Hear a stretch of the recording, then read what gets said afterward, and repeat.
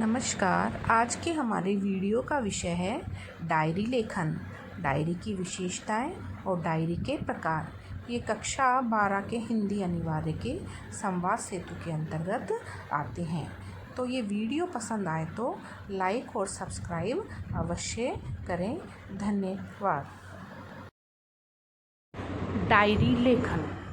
Diary लेखन कक्षा 12 के हिंदी अनिवार्य में एक लेखन विधा है और इससे संबंधित प्रश्न अक्सर बोर्ड परीक्षाओं में पूछे जाते हैं। तो आज हम डायरी लेखन को समझते हैं कि डायरी लेखन है क्या। डायरी लेखन, डायरी को सबसे पहले समझ लेते हैं। हिंदी में इसको हम दैनंदिनी भी कहते हैं, अर्थात दैनिक लिखी जाने वाली दैनंदिनी। डायरी लेखन क्या है, डायरी लेखन क्यों किया जाता है, इसको हम देखते हैं। एक तो मनुष्य का जीवन गतिशील व परिवर्तनीय है। मनुष्य के जीवन में रोज़ नए अनुभव प्राप्त होते हैं, रोज़ एक नया कल आता है, रोज़ एक नया सवेरा होता है और परिवर्तन तो होते ही रहते हैं। तो हम प्रत्येक दिन एक नया अनुभव प्राप्त करते हैं। जब हर दिन के अनुभवों को अपने शब्दों में पिरोने का कार्य डायरी में करता है तो वही डायरी लेखन कहलाता है। डायरी लेखन में क्या करता है, व्यक्ति जब अपने हर दिन के अनुभवों को उसमें लिखता है और उस डायरी को व्यक्तिगत रूप अपने निजी जीवन की घटनाओं को वो लिखता है। अब यदि उसे जीवन में कोई नया अनुभव प्राप्त हुआ है या वो कुंठाग्रस्त है या तनाव है तो वो अपनी बात यदि वो किसी से नहीं कह पाता तो वह डायरी में लिख देता है। डायरी अंतर्मुखी व्यक्तित्व के लोगों के लिए बहुत उपयोगी है। अंतर्मुखी व्यक्तित्व के जो लोग होते हैं वो अक्सर अपनी बातों को दूसरों से नहीं कह पाते हैं, तो वह अपने अनुभवों को या अपने बातों को कहाँ पर लिखेंगे, वो डायरी में लिखते हैं। तो ये है डायरी की परिभाषा कि व्यक्ति जब हर दिन के अनुभवों को अपने शब्दों में पिरोने का कार्य डायरी में करता है तो वही डायरी लेखन कहलाता है। डायरी मनुष्य के भूतकाल की वर्तमान से तुलना है, अर्थात जब डायरी में व्यक्ति अपने रोज़ के अनुभवों को लिखेगा तो वह जब पिछले अनुभवों को पढ़ेगा तो उसको अपने वर्तमान के जीवन से तुलना करेगा। क्योंकि यदि व्यक्ति डायरी लेखन करता है तो वो नित्य प्रति लिखेगा। तो मान लो बहुत समय गुजरने के बाद डायरी के जब वो पन्नों को पलटता है, अपने भूतकाल के अनुभवों को जब वो उसमें पढ़ता है तब वह उससे अपने जीवन की तुलना कर सकता है। डायरी लेखन के द्वारा हम जान सकते हैं कि हमारे जीवन में कितना परिवर्तन हुआ है, हमने जीवन में क्या क्या संघर्ष किया है, क्या क्या अनुभव किया है, हमने जीवन में क्या खोया है, क्या पाया है। तो डायरी के माध्यम से हम जीवन के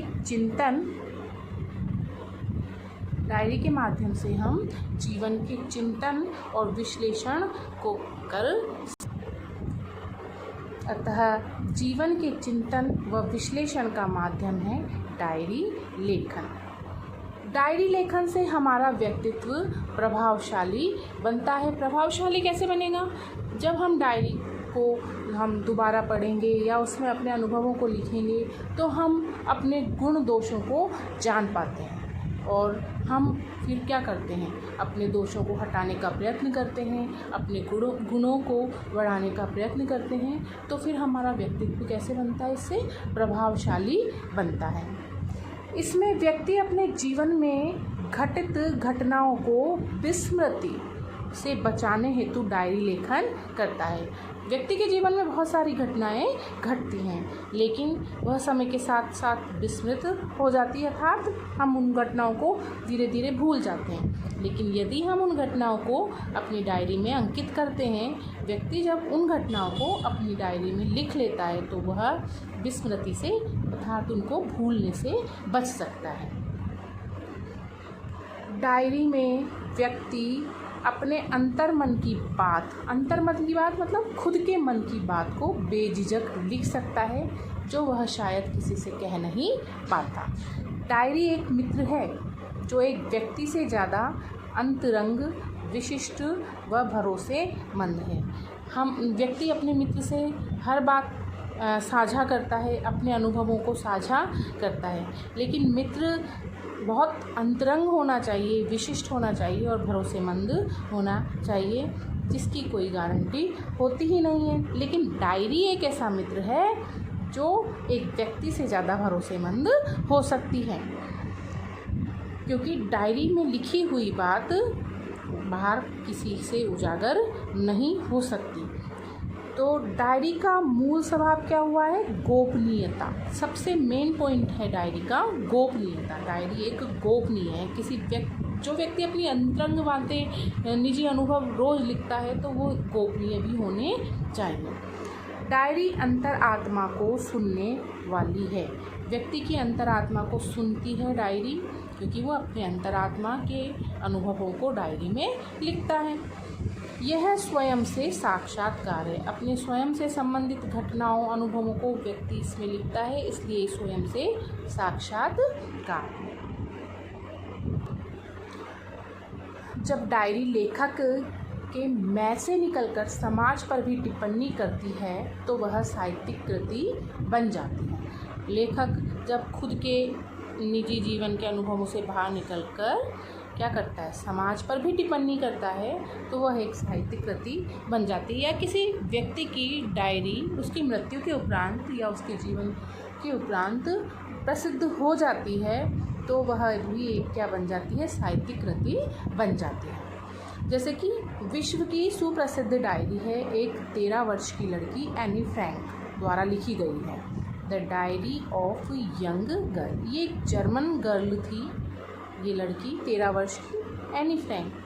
तो द्वितीय विश्व युद्ध के दौरान जब युद्ध हो रहा था जर्मनी के साथ, तो यहाँ पर एनी फ्रैंक ने जो अपने निजी जीवन में संघर्ष अनुभव किए वो उस समय इतनी छोटी उम्र में ही एक डायरी में उसको लिख देती थी। तो लेकिन जब उसकी मृत्यु के पश्चात 15 वर्ष की उम्र में उसकी मृत्यु हो गई थी, मृत्यु क्या, उसकी हत्या ही हो गई थी, तो उसकी डायरी जब मिली है the diary of young girl, ये बहुत प्रसिद्ध हो गई थी और इससे पता पड़ा कि उसने अपने जीवन में कितने संघर्ष सहन किए इतनी छोटी सी उम्र में।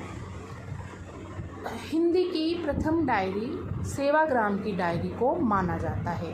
हिंदी की प्रथम डायरी सेवाग्राम की डायरी है, जो किसने लिखी है? श्री राम शर्मा ने। श्री राम शर्मा के द्वारा लिखित है हिंदी की प्रथम डायरी सेवाग्राम की डायरी। परीक्षा में डायरी लेखन की विशेषताओं के ऊपर प्रश्न अक्सर आता है, तो हम 5 विशेषताएं इसकी देख लेते हैं। एक तो डायरी तात्कालिक संवेदनात्मक भावों की अभिव्यक्ति है। संवेदनात्मक भावों की अभिव्यक्ति अर्थात कि जब व्यक्ति को अचानक तत्काल कोई अनुभव होते हैं संवेदनात्मक रूप से, वह निजी अनुभवों को जब अपनी डायरी में अभिव्यक्त कर देता है और वह अपने तनाव और कुंठा को अपनी डायरी में लिख देता है, तो ये तनाव और कुंठा को दूर करने का भी एक उपाय है। दूसरी बात है डायरी में लेखक के आत्मीय गुणों की अभिव्यक्ति होती है। डायरी में जिस प्रकार लेखक अपने निजी अनुभवों को लिखता है, बातों को लिखता है, समस्या को लिखता है, तो हमें उससे उसके आत्मीय गुणों का पता चलता है कि व्यक्ति में क्या गुण हैं और क्या दोष हैं। डायरी में समय व स्थान को भी व्यक्त किया जाता है। अक्सर डायरी लिखते समय व्यक्ति समय और स्थान का भी संदर्भ वहाँ पर दे देता है। डायरी में समस्त लेखन विधियों का स्पर्श रहता है। डायरी में व्यक्ति आत्मकथा के रूप में भी लिख सकता है, कविता के रूप में भी लिख सकता है, गद्य के रूप में भी लिख सकता है, तो कहानी के रूप में भी लिख सकता है। तो ये सब समस्त लेखन विधियों का इसमें स्पर्श रहता है। डायरी द्वारा लेखक अतीत के अनुभवों का विश्लेषण करता है, अतीत के अनुभवों का विश्लेषण करता है और आगे बढ़ता है। अर्थात हम कहते हैं ना, हम अपने भूतकाल से ही सीखते हैं। तो जब हम व्यक्ति नित्य अपनी डायरी लिखता है, तो जब वो पिछले अनुभवों को देखता है तो उनके ऊपर वो मनन करता है, विश्लेषण करता है और चिंतन करता है और अपने जीवन में यह देख पाता है कि उसने जीवन में किन संघर्षों का सामना किया है, उसने क्या खोया है, क्या पाया है, उसमें क्या गुण और दोष थे। तो इन सबको वो अनुभवों का विश्लेषण करता है और जीवन में आगे बढ़ता है।